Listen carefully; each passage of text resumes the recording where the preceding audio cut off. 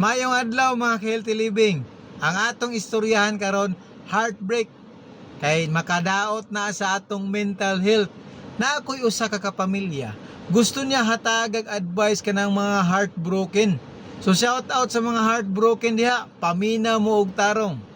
Sa pagpuyo sa kalibutan, dili perminti kalipay ang atong matagamtaman. Naagyo ng kasakit, uban gyud ang duha. Naay kalipay, naapoy kasakit. Pero ayaw kabalaka, kay kanang kasakit dili na permanente. Nagpahinumdom lang na sa atoa nga kita buhi o kabalo muhigugma. So kanang heartbreak, dili na katapusan sa imong istorya. Kay ako nagatuo, kung naay mawala, naay puy moabot. Salig lang, pero ayaw paglaom. Kay kung dili siya moabot, wa na tay mahimo ana. Mao po na ang iyang pagbuot. So mao ra to. Bye-bye.